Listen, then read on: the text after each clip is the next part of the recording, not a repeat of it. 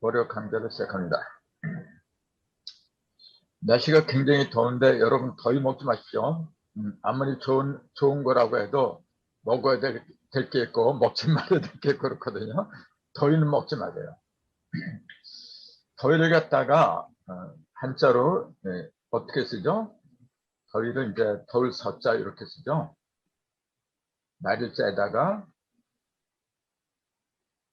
놈자자 이렇게 쓰는데 더위를 왜 이렇게 쓸까요? 이게 그대로 말하면은 이건 날일자는 태양이잖아요. 그 놈자자는 뭐예요? 이게 놈자자도 보면은 원래 여기 놈자자는 늙을 노자 있잖아요.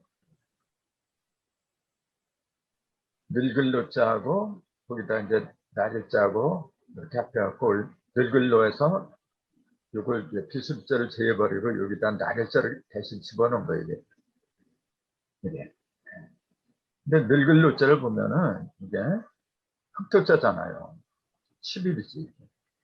음량이 하나 되고 흩어지고 항상 11비체 얘기를 하잖아요. 11은 이룰성자 기도자 성도의 상징이라고 그러잖아요. 성도를 해가지고 그걸 크게 비치는 거예요. 이렇게 비친다고 하는 건 빛을 낸다 그런 얘기죠. 빛을 내고 그 속에다가 태양을 또 이제 집어넣은 거예요. 안에도 태양이 있고 위에도 태양이 있어요. 지금. 안팎으로 태양을 갖다가 집어넣은 거예요. 이제. 그 여기다가 이제 이렇게 흰백자처럼 이렇게 했잖아요. 흰백자나 날일자나 똑같은 거죠.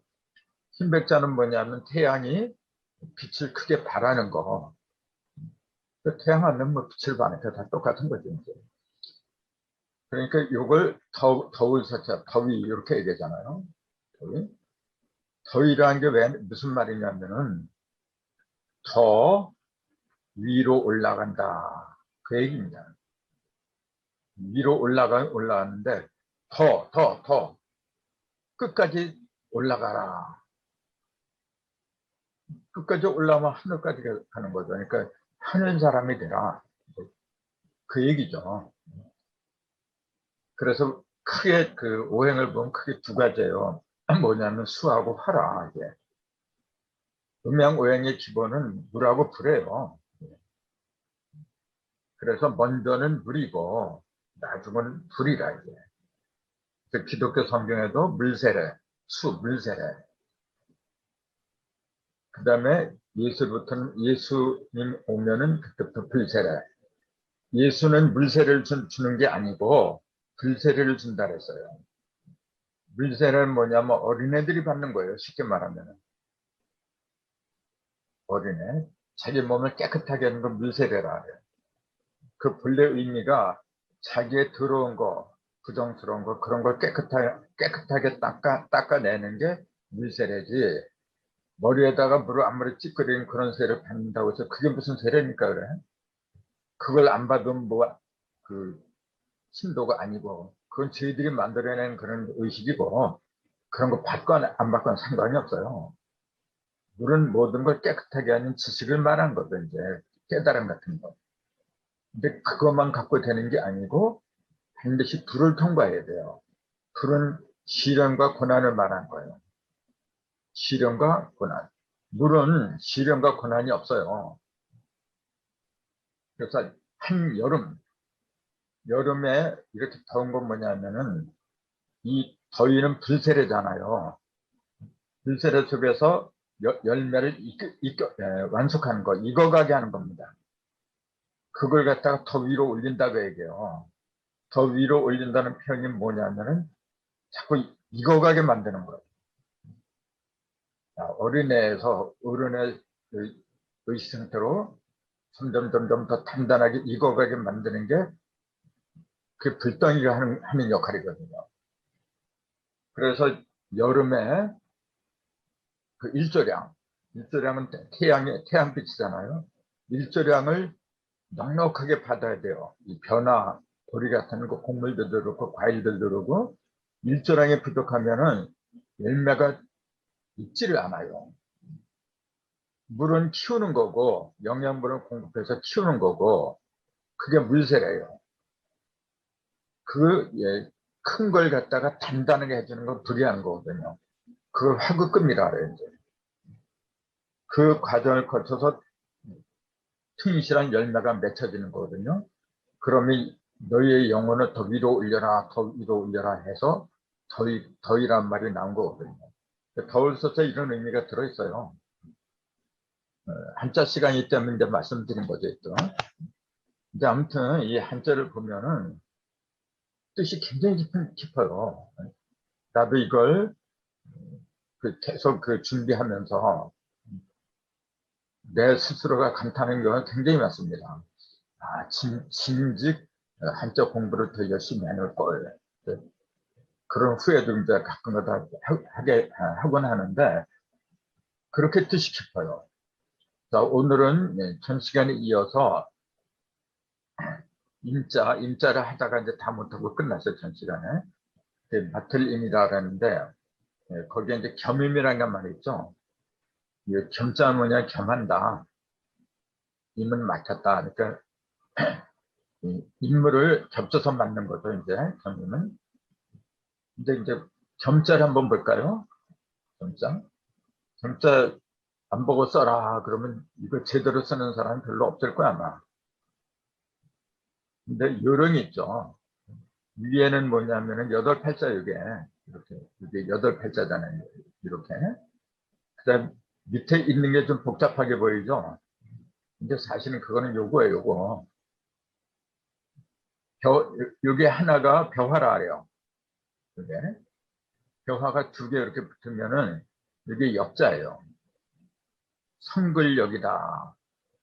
성글었다 그러잖아요. 열매가 성글었다. 이것도 딴 얘기죠. 이제. 그러니까 벼가 하나가 아니라 음과 양으로 쌍으로다가 이거진 것 같다. 성글었다. 그래서 역이라 그래요. 요 역자가 들어가는 한자 여러분 생각나는 게 있을지 모르겠는데 대표적인 걸 쓰려고 하면 이런 게 있어요.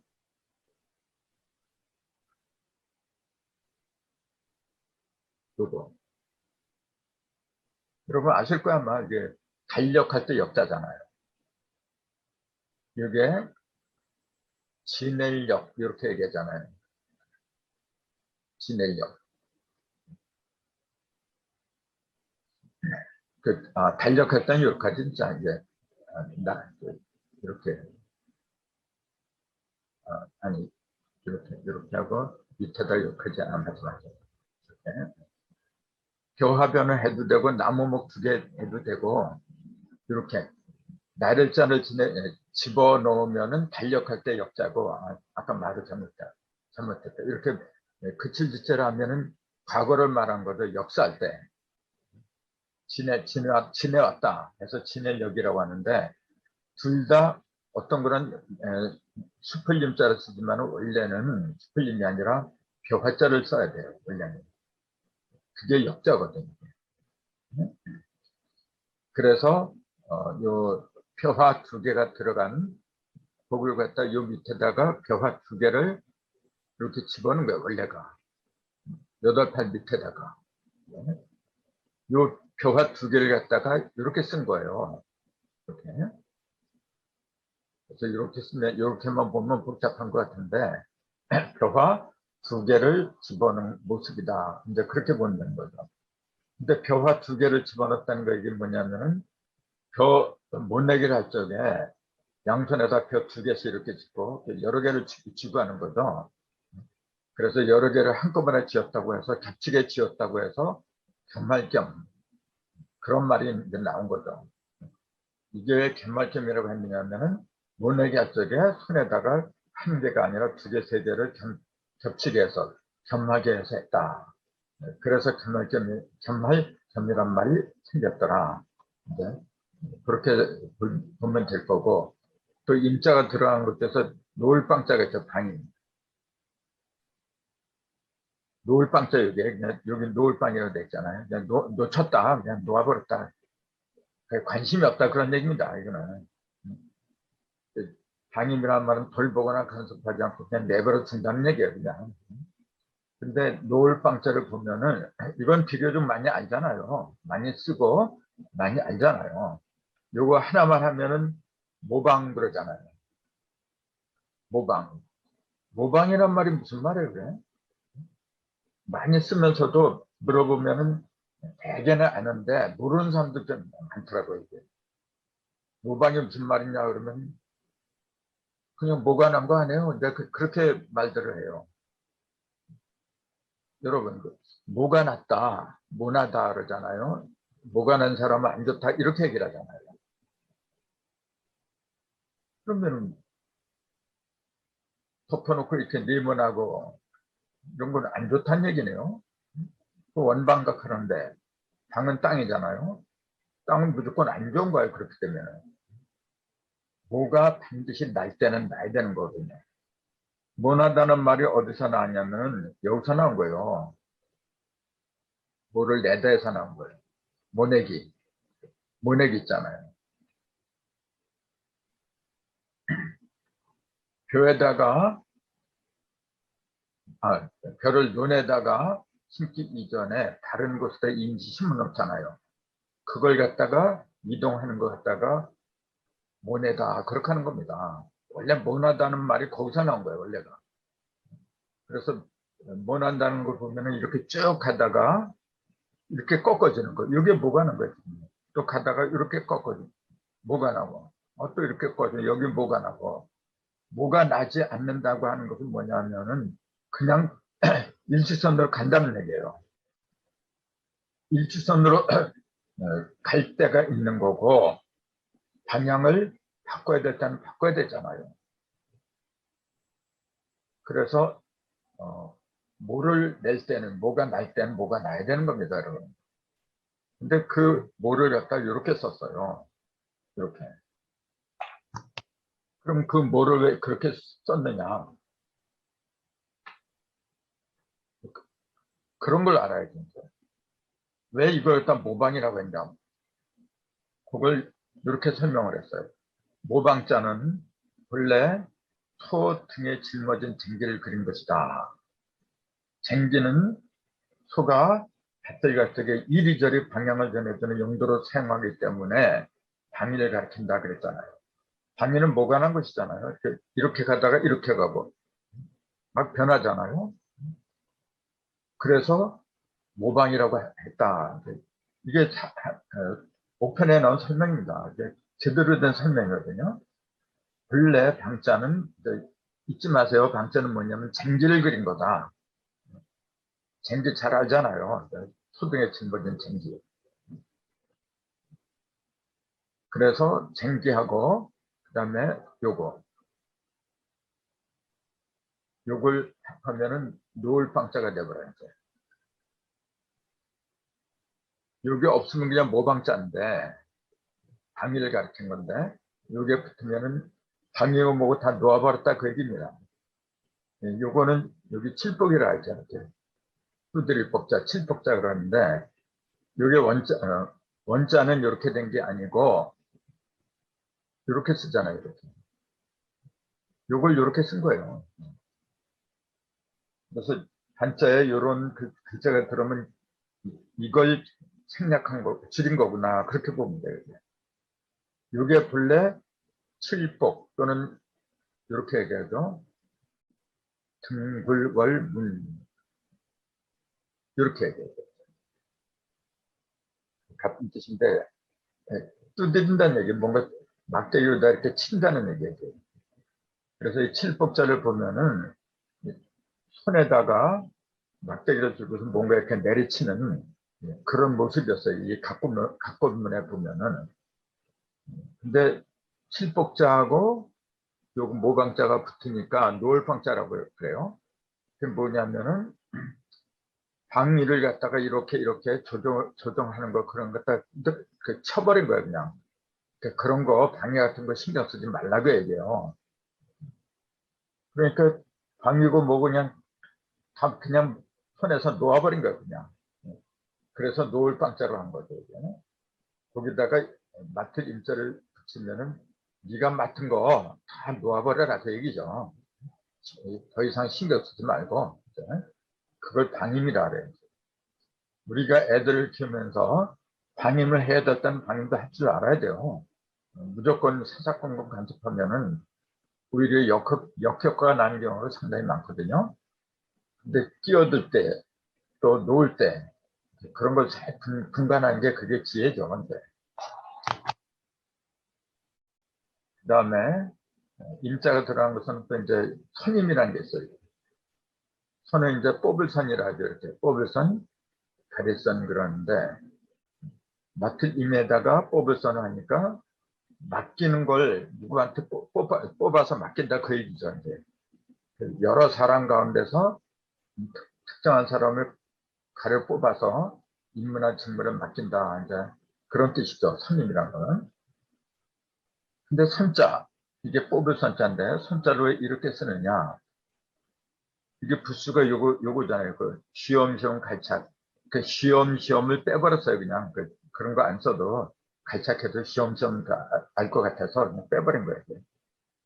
그래서 이렇게 같은 앞으로 간다는 것도 여기에 붙으면 빨리 가는 게 아니라 시험시험 간다는 의미가 있어요. 근데 그 옆에 요게 붙은 거예요. 지금 요게 본래 선자예요.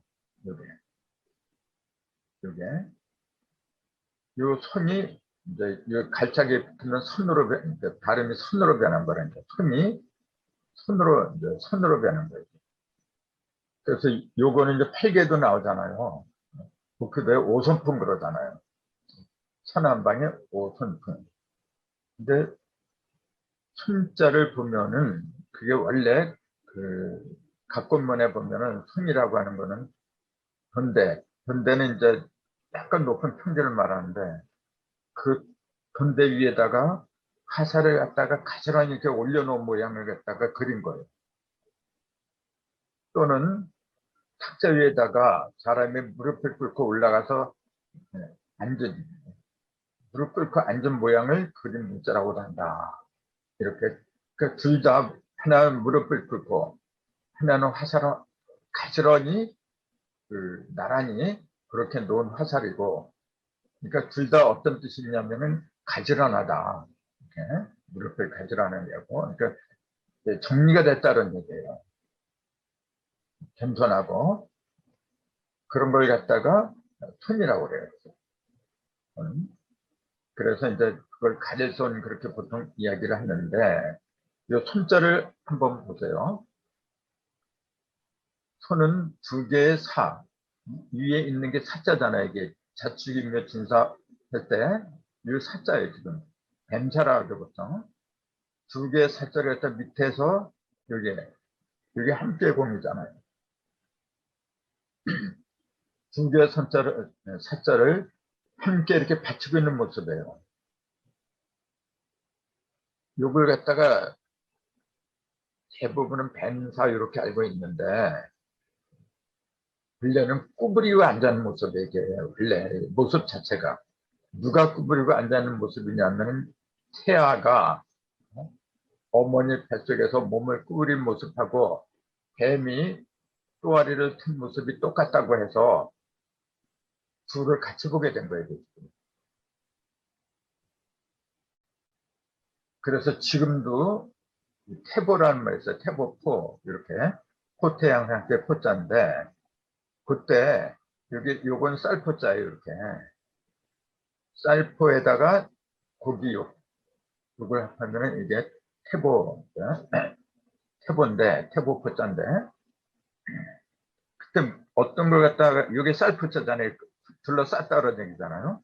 근데 뭘 쌌느냐면 요걸 싸고 있는 거예요. 사자를 뱀사자를 이게 뱀을 가리킨 게 아니고 조금 아까 얘기했듯이 어린애 있잖아요. 태아가 이렇게 무릎을 구부리고 그렇게 앉아있는 모습을 갖다 그린 거예요. 이게.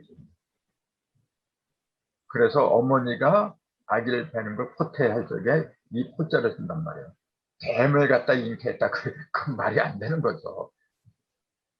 그래서 뱀은 우리가 징그러운 그 뱀을 가르쳐 그런 진짜 그 뱀을 가르친 게 아니고 막 이제 편하는 애들 있잖아요.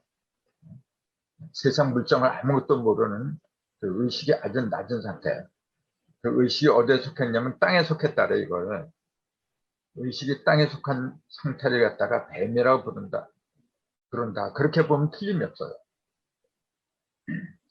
그 성경에 보면 에덴 동산에서 뱀이 인간을 또 유혹하잖아요. 그게 왜 그 자자손손이 그 사막에 들어올 정도로 엄청난 죄였느냐면은 그 실제 뱀한테 속은 게 아니고 조금 아까 말씀드린 것처럼 땅에 속한 아주 어린 세상 물정도 모르는 그런 의식 상태를 말한 거잖아요. 어머니 뱃속에 들어있는 그런 뱀과 같은 어린애, 그런 어린 의식 상태를, 의식 상태에 의식을 가진 사람한테 속은 거예요. 그렇게 어리석은 사람은 그 죽음을 면치 못한다. 그 얘기입니다. 그거는 뭐냐면은 그 의식 상태는 어떤 상태를 말하냐면 선이냐 아니냐 이걸 따져야 그냥요. 아, 이게 나한테 선일까 악일까? 이거 먹으면 내가 어떻게 될까? 좋을까 나쁠까? 이익이 될까? 손해가 될까? 그런 식으로 생각하는 게 그게 선악과입니다. 그게 바로 그 어린애 의식이에요. 그게 바로. 어른의 의식은 내가 이걸 해갖고 나한테 선이 될까 악이 될까 이가 될까 손해가 될까 그걸 따지지 않아요. 진정한 어른은 내가 이걸 하면은 모든 사람이 제일 좋게 될까 아니면 다른 사람들에 해를 끼칠까 전체를 생각한단 말이에요. 근데 어린 애일수록 뭐냐면 자기 입밖에 모르는 거예요. 내가 요새 우리 집에서 고양이 2마리를 키우는데 굉장히 귀엽거든요. 근데 이놈들은 짐승이라 하는 짓거리를 보면은 그냥 배부르게 해주면 다 만사 오케이 그냥. 모든 게 자기 배 있잖아요. 그것만 채워주면 그냥 만사 오케이요. 그거 보면서 많이 느껴요. 아, 이놈의 세상에 짐승들이 진짜 득식을 되는구나. 뱀들이 그렇게 많구나. 그걸 다시 한번 느끼고 있어요. 어쨌건 이 뽑을 선자 또는 가릴 선자, 이 선님한테 설자는 뱀사자가 2개 이렇게 2개가 있고 밑에 그 손으로 이렇게 공손히 받치고 있는 모습이란 말이에요. 그럼 이게 무슨 뜻이냐면은 자, 주, 인묘, 진사 이렇게 되잖아요. 여기 자, 주, 인묘, 진사 이렇게 되는데 이게 동남방이잖아요. 자, 오, 여기 오, 미 이렇게 되잖아요. 그럼 여기 봄에서 여기가 봄이고 여기 여름 그러면은 봄에서 여름으로 넘어가는 그 흔들기잖아요. 여기에 뱀이 도사리고 있어요, 이렇게. 근데 이 자리에 낙서판에 뭐가 들어가냐면은 낙서판은 가운데 5가 들어가잖아요. 여기 6이 들어가고 6권총이 들어가고 여기는 4손풍이 들어가죠. 손께는 이렇게 하잖아요. 이렇게 들어가요. 근데 지지가 뭐냐면 사란 말이에요. 사. 진, 사. 이렇게 사자리에 여기 들어갔어요. 이게 낙서판이죠. 근데 용담. 낙서판은 선천을 말한 거, 용담은 후천을 말하는데 용담판을 보면은 요 자리에서 6이 들어가고 요 자리에 5가 들어가죠. 합쳐서 11의 비치를 만드니까. 이 자리엔 7이 들어가죠. 그러면서 낙서판에 있던 그 손께가 그대로 있어요. 사방에 그대로 있어요. 그러니까 선천에도 이 자리에 손께가 있고 부천에도 이 자리에 손께가 그대로 있는 거예요. 지금. 숫자만 4에서 7로 숫자만 바뀐 것 뿐이지 손께가 2개가 그대로 있어요. 그러니까 손께가 그대로인 걸 선천에도 사고 이렇게 그걸 공손히 이렇게 둘이 이렇게 한제 이바졌다 다쳤다 이제 그 얘기죠. 선천에도 사고 후천에도 사고 선천에도 손이고 후천에도 손이고 근데 그 얘기예요 지금.